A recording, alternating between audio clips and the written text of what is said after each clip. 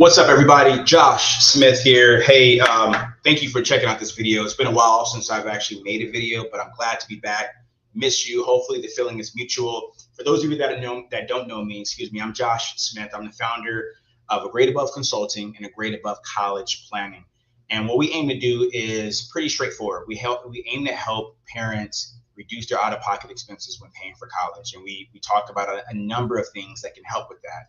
Admissions, financial aid, private scholarships, college funding, a lot of different things. So in the last video that I made a little while ago, I talked about the new plan and I talked about college savings. So I'm going to kind of pick up on that a little bit here and talk more about savings and things like that that you may want to know that are actually, I think is really important to know as you are paying for college or as you're planning to pay for college.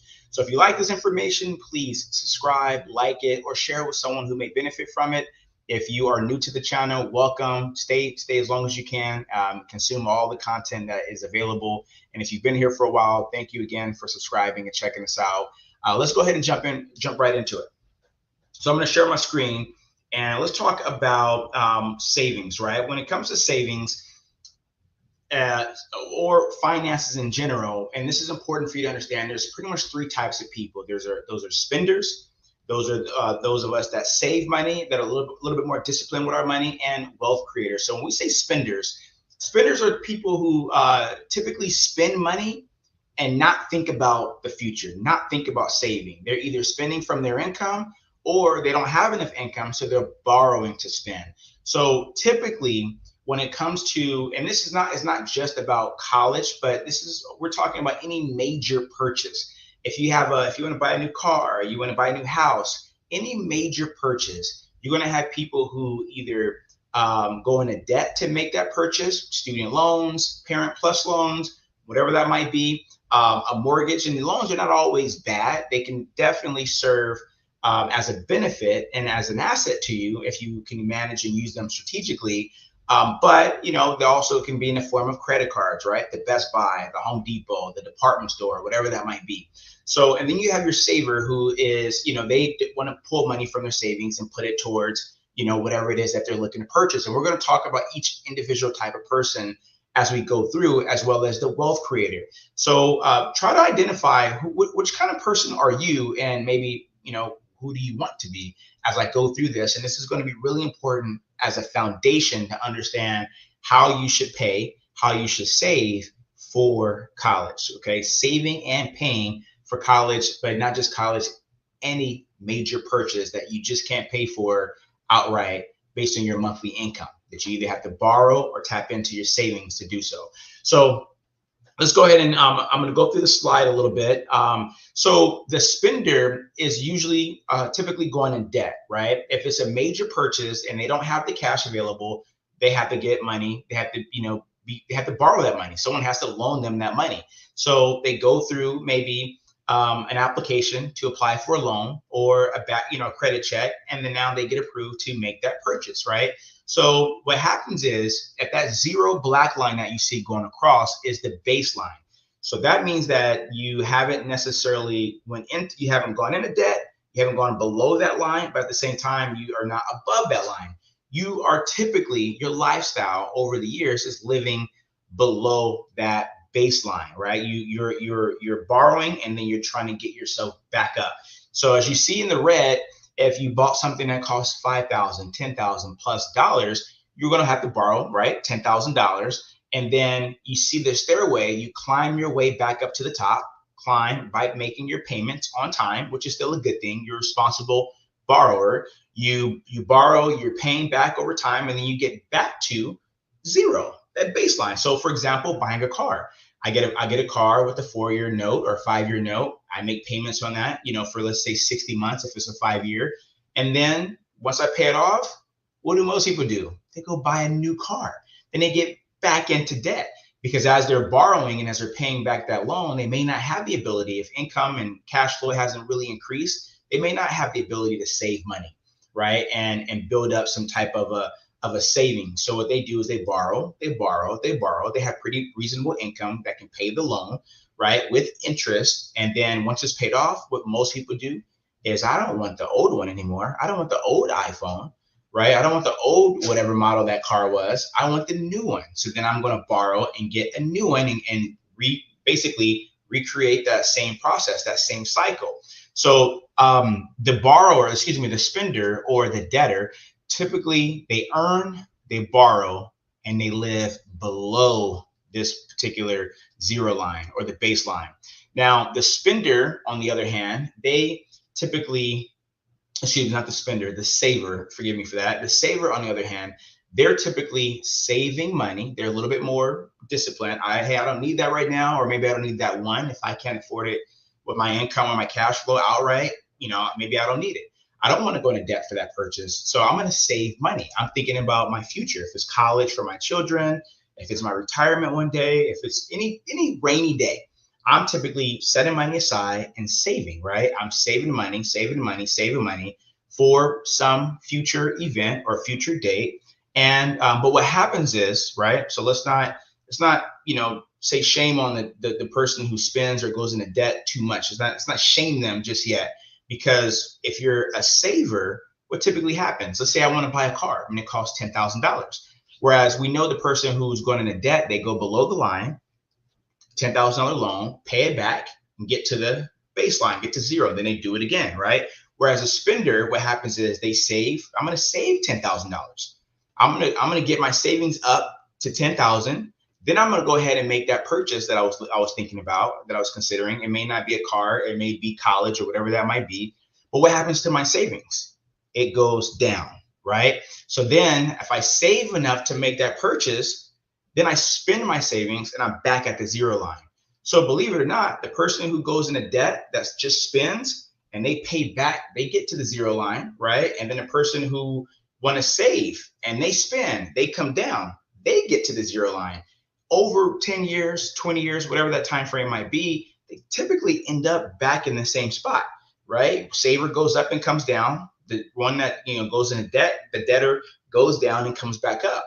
So you save as a saver, buy, and you live at the zero line. You don't live below the zero line. You're not in debt, but you're pretty much at the zero line, but you're also not creating much wealth for yourself. And then as we click and go through it a little more, the wealth creator, they basically save, right? I'm going to save money. So they have that discipline of saving, but then they're going to borrow, right? It was like, wait a minute, why are they going to borrow if they have the savings? And then they're going to buy and live above the zero line, right? They're going to live above the zero line. So how is that possible? And I'm going to share with you in a couple more slides why that is or how that's possible. But basically, they're going to buy or save money into an asset, right? They're going to save into an asset that generates, maybe a return or that grows and appreciates over time. And then what they typically are going to do is use that asset as collateral and go ahead and borrow a loan. So if I know this asset over here is going to make, let's say, 20% rate of return, and I can collateralize that asset at maybe 5%. So I'm going to borrow at 5%, earn 20% over here, and then maybe make another purchase or an investment that can easily repay back that loan that I took out at 5%. But the idea is that I'm still building wealth, because regardless of how much I owe on that loan at 5%, as long as my asset is earning 20% or just anything above 5, if that's my cost, I'm in a positive situation. I have a positive spread. I'm building wealth, I'm earning at a much higher rate than I'm paying. That's essentially the message that we have right there. So as we go through this, as I click through a little bit more, we'll explain, give you a little bit more of a visual. So this is the spender, right? Living below that zero line. So they earn income, they earn money. You see the flow, right? Money comes in, and then basically it flows right out, right? You pay taxes. You see the taxes are in the red right over here. And then whatever's left over goes towards, they spend 100% of their income, focus only on today, right? So they have no collateral. In other words, no assets. And the only option for major purchases is using credit, right?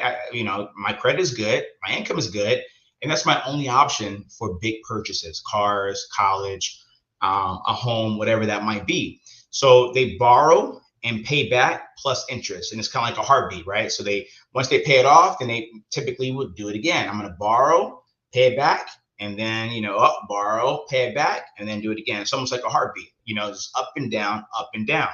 Whereas with the saver, they're going to save money, whether it be at work or through their company sponsored retirement program.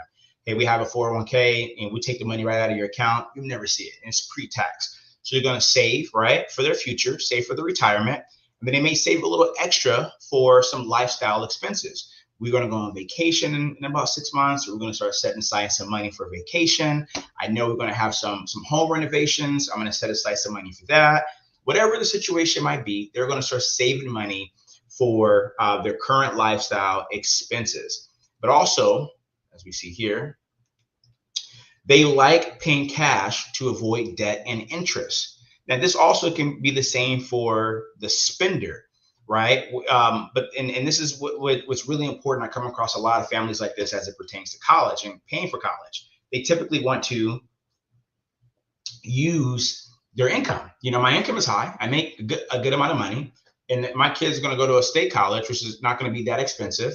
They're going to live at home. We're just going to pay for it out of cash, right? So what happens is, and then you have people who either A, want to pay out of cash because they make a lot of money, or B, they want to pay from their savings because they saved a lot of money. And this is not necessarily a bad thing, but it's not helping you create more longevity and use your money to the full benefit, right? It's not getting the most out of all your dollars. So life's paying cash to avoid debt. Oh, I hate debt. I'm not paying interest. I'm not borrowing because, right, I want to be free. I've heard debt is bad, but managing debt and using debt strategically does not always have to be a bad thing. Remember, if you can borrow at 5 and earn 20 or earn 10 or even earn 6 or 5.5, if you can earn more than what you're paying, you are in a winning situation. But it's not so much about just being in debt. It's about leveraging your assets to grow your net worth, to grow your portfolio. In other words, build your wealth. So what the saver typically would do, is they will pay cash from savings and replenish it without paying interest, or without, more importantly, earning interest in most cases with the bank savings account. So we knew the debt, they would go into debt, pay it down, go back into debt, pay it down, go back into debt, pay it down. What the saver would do is it would save money, spend it, right? Save money, spend it, save money, spend it. And it's another cycle, right? I'm going to save to spend, but I'm not necessarily saving to build, right? To build any type of wealth. So the wealth creator who lives above that zero line, as you see in the cash flow, they have money for investments. They're putting money in savings, and then they obviously have to pay taxes. And then after taxes, whatever they have left over, they use for their typical expenses. So saves the amount necessary to live for today and tomorrow, diversifies accounts to create some access to capital. In case I need access to that money, I have it available. And then they borrow for purchases using collateralization. So for example, if I'm a real estate investor, I may have 8, maybe 20, however many properties that have equity in those properties. I'm not necessarily going to have to sell that property to move into the next property, but what I can do is collateralize the equity that I have within that property to make my next investment or to make my next purchase. So I'm not losing any of my assets. I'm just collateralizing them. And as a real estate investor, if that's what that's what I was doing, or that's maybe what you do, you understand that. Well, I'm gonna borrow, at 7% because I know the next investment is going to make me more than 10 or more than 15%. So you borrow for purchases using collateralization. You're collateralizing what you have. You're not spending what you have. You're not selling off what you have. You're just collateralizing it. So you keep it growing. You give it the ability to continue to grow in perpetuity while you're using it to get something else that you're trying to grow as well. So it's almost like, I think the best way to understand it is almost like an apple tree, right? You don't cut down the apple tree, right? You actually take apples off the tree, take the seeds out of those apples, and then plant a new tree. While the apple, the original tree is going to continue to blossom, it's going to continue to bear fruit, but now you're taking an apple and the seeds and growing another tree. You're not chopping it down to do anything else. You're actually, now you have multiple trees, multiple apples, and you're doing that same thing over and over again, building a farm, right? Building wealth. So now what the wealth creator does is they pay the loan and the interest from current lifestyle and or cash flow.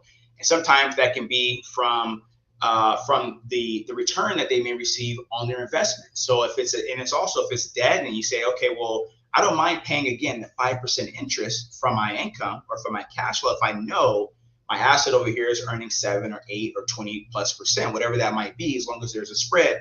That means I'm never technically going to be in debt. I always have the ability to pay off that loan. The loan can be 5%, it can be 10%, it can be 1%. As long as you're earning more than what you're paying, you're technically never in debt, and you are compounding and growing at a greater rate than what you're paying, which is a great way of doing it. And that's the only way to really leverage and create wealth. Hopefully this information was helpful. This is what's really important as it pertains to college and college funding and college planning. So when I talk to people about college savings, we always want to begin with the end in mind, right? We want to save in an account that's going to grow. We want to save an account that's going to accumulate.